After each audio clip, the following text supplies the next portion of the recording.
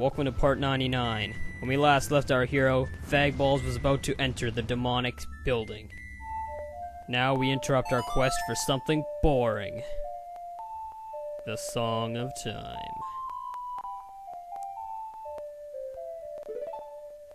So now that we've hit the owl statue, we have a quick warp back to the dungeon. We'll start up in the dungeon in a few parts, like maybe part 105 or something like that. I haven't actually recorded up to that yet. I just recorded a ton of side quests while I was gone. I'm sorry, I've been really busy, and that's why parts have been really taking a long time to get made. Actually, it's mostly been the mic thing, because I have to wait like a week to get access to this mic half the time. But, I've also been really busy, so I haven't had a lot of time to do gameplay either, and blah blah blah. So, veterans of Majora's Mask may be thinking, oh, are we finally gonna do this side quest? And the answer to that is, yeah, obviously. I said I would do it, and there's the time warp. See, we're doing the Cafe and Anju side quest now. While we were gone, I grabbed the Moon's Tear, because I'm also gonna do the other side quest. Another one that involves the Moon Tear. Now it's 10 a.m. We had to skip till 10 a.m. because this building, it doesn't open till 10 a.m. And here's some weird-looking character. Gorman, leader of the traveling troupe, was added to your notebook. We'll be getting a heart piece from him later. Not for quite a while, though.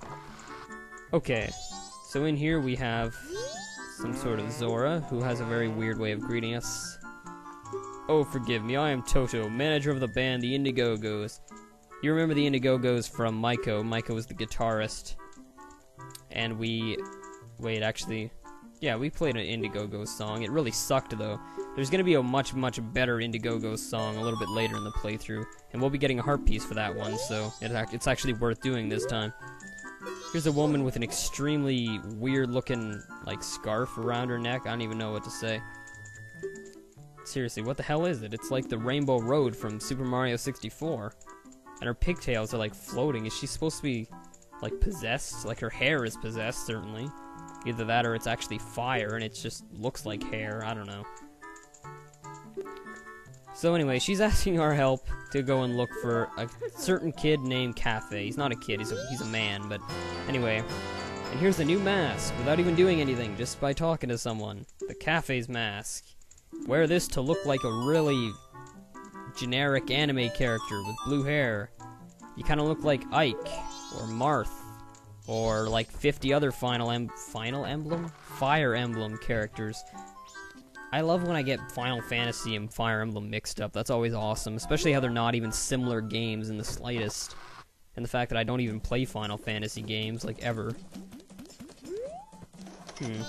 There's another interesting character, but whoa. Yeah, if you saw, like, a big black box appear in the corner, just ignore that. That was a little technical glitch. So anyway, that weirdo in the red cap will also be becoming important soon.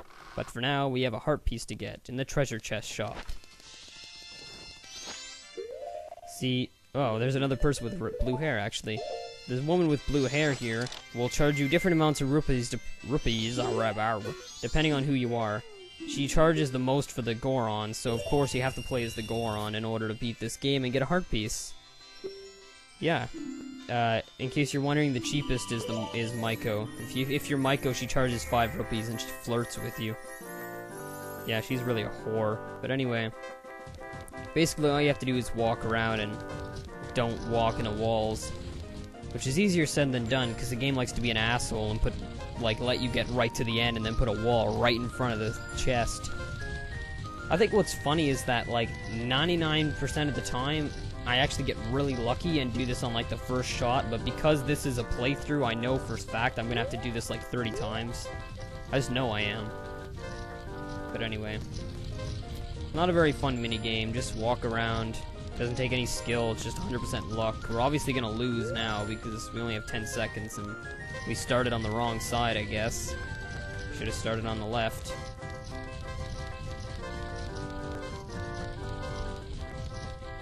Alright, time's up. What a hoe.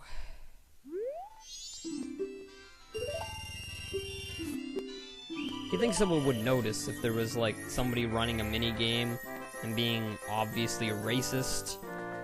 But nope. I guess maybe it's not racist. Maybe, I mean, she does flirt with Maiko, so I don't know. Maybe she just, like, I don't know.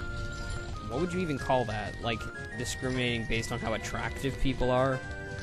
I don't know. It might not actually be racism, though, I guess, since she doesn't really charge that much difference for the Deku. I think the Deku and the human pay the same price, actually.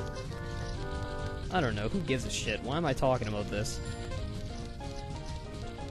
Okay, clearly this time you were supposed to start on the left side, not the right side. Is it too much to ask for this game to have the same board every time, so at least it was slightly less luck? I mean, it would still be luck, but... Ugh. Anyway, I'm not gonna let this turn into the Goron races. I'm just gonna pause the recording and come back when I get to the chest. See you then. And never mind, because I never won, and I need to actually go do something else to advance a side quest, so let's go. And then we'll come back and get that heart piece. And if you'll notice from my rupee amount that I played, like, several more times off screen. Grrr. So, yes, we have a reservation. Mr. Fagballs, is it? I have you down for an afternoon arrival. Ah. The good old plot device known as complete nonsense. Because obviously we never actually... Yeah, this is fortunate. It was added to your notebook. And Anju the innkeeper. Well, I already kind of gave away the point that this is the Cafe and Anju side quest, so... Yeah. We're gonna talk to Anju about Cafe. You're also looking for Cafe, because you're wearing that mask, instead of just saying that you're working for Cafe. Or looking for him, not working. Anyway, whatever. We got the key so we can go into the Stockpot Inn at night, and we just made an appointment with Anju to talk to her at 11:30 because apparently she has some details to find Cafe, and we need to. Yeah, by the way, you can only go in this room when you have the key, and there's a rupee in here. Not really that special. There's also like a little Easter egg with that tear in the wallpaper, but I'm always way too lazy to see it, and I'm certainly not going to check it out in this playthrough because it doesn't do anything. Anyway, we'll be returning to the Stockpot Inn at 11:30 to talk to Anju and see what she has to say about Cafe, because we want to save Cafe so that we can, I don't know, have sex with the woman with the crazy rainbow slide scarf, I guess. Anyway, as you can see here, I got to the chest, so let's open it.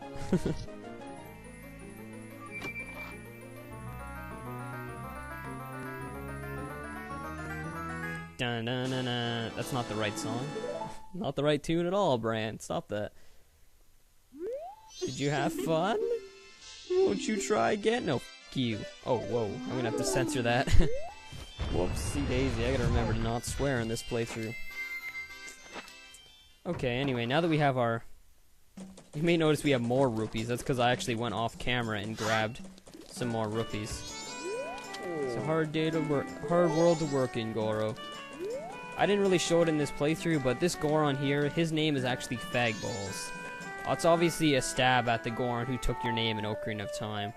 And that Goron there, whose name is Fagballs, that's why we had a reservation, is because he had a reservation and we stole it and now he has to sleep on the street. If you don't steal his reservation, then you'll actually see he actually goes on in and doesn't sleep on the street.